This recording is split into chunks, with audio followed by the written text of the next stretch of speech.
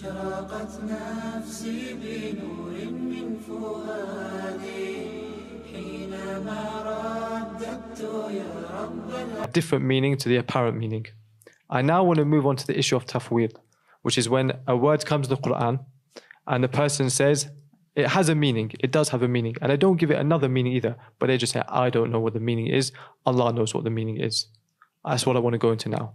You mentioned before the qawl of Tirmidhi and how you believe it actually negates ta'wil and tafwid. You don't have to say the whole statement again, but which element from that, just to refresh my memory, do you believe negates tafwid, which is the person saying, Allahu a'lam, what the meaning is? The part that negates it is when he said that the Salaf, rahimahumullah, they gave a tafsir to it. Yani Ahlul Ilm, they gave a tafsir to it. Yeah. Other than the tafsir of the Jahmiyyah. Yani the Jahmiyyah's tafsir, Ahlul Ilm gave a tafsir to it. Okay, I have a statement of Sufyan ibn Uyayna who said, just reciting these verses is a tafsir. Qira'atuha tafsiruha. Okay, if that's the case, then reciting them, just reciting the word, just saying yad, just the word itself is the tafsir. And that is the tafsir of Ahlul Sunnah. You don't have to affirm the meaning. And then after that, Sufyan ibn Uyayna, rahimahullah, he says, لا كيف ولا مثل. Yeah, no problem. That's good, okay. First of all, Sufyan ibn Uyayna, he means, rahimahullah ta'ala, reciting it is its tafsir. Yes. Yani, did we not say yad, the zahir is what they're trying to negate? Let's slowly go. Okay, let's go through it slowly. These people claim, yeah, the mu'awwila and the mufawwida, both parties agree on one thing. Yeah. Okay, which is the zahir, what is apparent, the meaning which is apparent is not what's intended. Fine. And you agree to that. Yeah. And you agree to that now. Yeah, no problem. So when you recite it, what comes to your mind? The meaning which is zahir? No. Something that we have to make a very important distinction. The mufawwida, the people who say that Allah knows the meaning and I don't know the meaning, they affirm the words. No, I'm not saying what they're saying. I'm going to come to the mufawwida. I'm going to place a ruling on that. I haven't spoken about them yet. Okay. I'm saying to you, both parties, before we come to what they both say, when we read the Quran, yeah, these characteristics, other than the 7 they affirm, these characteristics, they say, the zahir, the apparent meaning is not what's intended. Sah? Yes, agreed, they do. We all agree on that. Okay, fine. The zahir is not what is intended. Yeah. Because the zahir has in it tashbih. True or false? Yeah. That's what they say. What does zahir mean? Zahir means ما يتبادر إلى الذهن, what comes to the mind straight away. Okay. They say this is tashbih, we don't want this. Sah? Okay, yeah, that's what they said. Sufyan ibn Uyayna, he said, don't read it as it is. Yeah, read it as is. As what comes to the mind. You're adding that into a statement. That's not fair. But I just said to you, they agree themselves. I'm not saying it myself. The Asharis are saying, well, yes, these verses, when you read it straight away, there's a meaning that pops into the head. But they're negating that meaning. Okay, I don't even want to talk about the mu'awwila because we've done ta'wil. Both parties agree on this part. Yeah, I'm with you. I know that. But there's tafsir because they agree on it based on different terms. They agree on it based on different terms. No, the first step they all agree on. Yeah, they do agree on it. But then what comes out of that is different. The way they go about dealing with the issue is different. Both parties, the Asha'ira in both maslak they took, they agree the zahir of the Quran, which we recite today, has the zahir, has a meaning. Okay. The zahir has a meaning. Okay. They're not negating that. Okay. They're saying the zahir, it is obligatory to not accept it. Okay. We're not going to accept it. Okay. So what do we do next? The mu'awwila says something and the mufawwida says something. The mu'awwila says, we're not going to take the zahir, we're going to give another meaning to it. That's the path he took. The mufawwida, they say, the zahir that we're reading, that came to my mind straight away, is tashbih. I can't accept that. Yep. So what do? I say, Allahu a'lam. Okay. That's not what's intended. Okay. Allahu a'lam. So Sufyan ibn Uyayna. Show me in his statement where he said you have to. I'm going to come to it. Sufyan ibn Uyayna, Shahid, you have to accept that both parties are saying the zahir of the Quran has a meaning. Both parties are saying the zahir of the Quran has a meaning. Yes, they do. But both parties, one is saying we're not going to affirm a meaning. The zahir is not where we're going to affirm. Sufyan ibn Uyayna is disagreeing with them by saying, reading the Quran, leave it the way, leave it at its zahir. What comes to them, leave it. Where did he say zahir? That's the bit we're misunderstanding here. There's two points that push you away. Number one, the first reason that pushes you to the corner is when he said لا كيف ولا مثله. Kayf, you only say it to a person who affirm the meaning. It's a very important point. The Mufawwadah, the people who make Tafwid, they also say there is no kayf. No, I'm not saying... They do say that, right? Yeah, we all... So Sufyan hasn't negated them. He hasn't gone against them. He has. He just because said kayfa. If he doesn't believe a meaning, kayf is la'ib for him to even say it. If a person doesn't if the person, the Salaf don't just talk, their kalam is with wisdom. They put each word... But the way you're understanding it is not what... And that's first one. I'm saying any common sense person would say, why did Sufyan say wala kayfa, there's no how? Brother, you're not even letting me affirm the meaning. How comes from the mean. So where does how come from? But he's already said what you do with the meaning. He said you just read it, and that is the meaning. Tafsir. But so it doesn't need to say kayf. Why does he need to just ignore it? He just say, if Sufyan negated the meaning, if he already negated the meaning, he doesn't have to jump to the second one and say, and don't do how. How is a fara' of affirming the meaning? Remember, the Ahlul Tafwid, they don't negate the meaning. They just say, we don't know the meaning. They don't say there is no meaning. That's not fair. They don't say there is no meaning. They negate the meaning, which is zahir. Yeah, which is zahir. That's what we're talking about. Okay.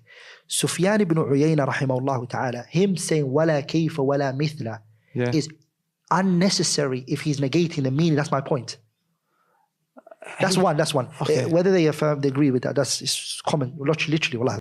The scholars of As-Salaf Salihun said, narrate the hadith if they are authentic, and if they have these wordings, amirruha ala zahiriha, pass them by on the apparent.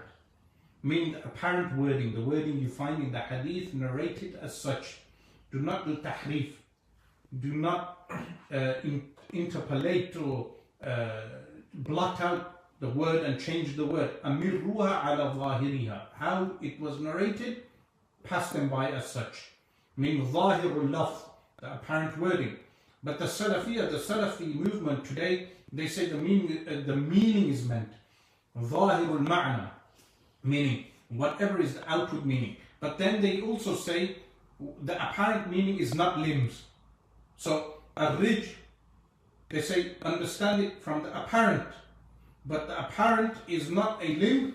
The way we understand knowledge, our knowledge not to be the same as Allah's knowledge, our qudra ability not to be like Allah's qudra ability, our life not to be like the living of Allah subhanahu wa ta'ala, and all the divine attributes that you Ashaira do affirm. Likewise, these annexations, or what are referred to as as-sifatul khabariyah. This is another name given to these reports. As-sifatul khabariyah, attributes that are found in reports. They say, when we hear these as-sifatul khabariyah, we do not make tashbih in the mind.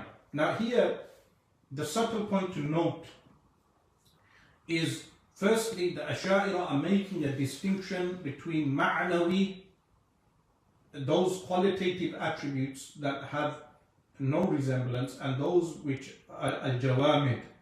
But secondly, when the modern Salafi movement say we take the apparent meaning, but then they say it is not a limb, they end up in the same bracket as the Asha'ira themselves. How? Because the Asha'ira, they have scholars who say these are sifat of Allah, attributes of Allah subhanahu wa ta'ala. So yadullahi fawqa aydim, there are scholars of the Asha'ira, they say these are divine attributes. But the divine attributes specifying the exact meaning, we leave to Allah. What this brings us to a subtle point. That is, the Salafi argument then is that you Asha'ira have negated the attribute by not saying what the meaning is. Because they say, we know the meaning, it's the outward meaning, but then we leave the modality to Allah. Tafwidul kayf. But the Asha'ira are saying that we leave the meaning to Allah. So the claim is made, by leaving the meaning to Allah, you are negating the attribute. But by the Asha'ira, the Ashari scholars, when they say we leave the meaning to Allah, they are not negating the meaning. Why? They are saying that the limb is negated. They negate the limb. So the Salafis today, the ones I have read, they agree. They say we do not ascribe jawarih to Allah. The scholarly Salafi scholars, the academic Salafi scholars that I have read, they say we do not Not all of them. Khalil Harras, for instance, in his commentary on Al-Wasitiyah, Ibn Taymiyyah's work Al-Wasitiyah, he has comments which are regarding the yad. He says the hand has qualities which only happen in a real hand. He has this statement found in his work. And Khalil Harras, the work is endorsed by major Saudi scholars. The work is endorsed, it's published many decades ago. So, but the contemporary scholars, they do negate jawarih. When they negate jawarih, they are not taking the outward meaning as they claim. Because what they say is that the way we understand ilm as a universal, we understand yad as a universal, but it's not a limb. But by negating limb, there are numerous other meanings of yad left. This is exactly what the Asharis are saying, that there are numerous other meanings, that those meanings we leave to Allah. This is what they mean by Tafwidul Ma'na. So, for instance, Ar-Rahman wa ala al-arsh istawa, the verb istawa, which is fi'al mad, past tense, istawa has 15 different meanings. So the Ashaira, they will say, we negate istiqrar, meaning sitting, or julus. Mind you, the word julus is found in some of the works of those works which are promoted by the modern Salafi movement, and even Abdul Rahman Hasan and his followers should pass this message on. He uses the term sitting for Allah in his refutation of the Hanafi fiqh channel. One of the brothers showed me a clip, I think part 10, where he uses the word sitting for Allah. Now this goes against the manhaj of as-Salafus Salihun. Where is the word sitting? Nevertheless, the word istiwa has 15 different meanings. The Asharis, what they do is they negate those meanings which are impossible. Then there are possible meanings left. They then do tafwidul ma'na. They say the exact meaning is left to Allah. This is what they mean when they say the Salaf did tafwid. While the Salafi movement, they claim tafwid of as-Salafus Salihun was not this tafwidul ma'na, it was only tafwidul kayf. They would take the outward meaning and then they would say, we leave the quiddity to Allah. But the Ashaira say in response to this, that modality and quiddity, kayfiyah, does not apply to Allah. And this is the meaning of Imam Malik's statement, al-istiwa'u ma'loom. That al-istiwa is known, meaning it's known to be in the Quran. It's known to be, linguistically, it's known, the meaning is known. Wal-kayfu majhul, that the kayf is unknown. But there is also wal-kayfu ghayru ma'aqul, that the kayf is incomprehensible, meaning kayf does not apply to Allah subhanahu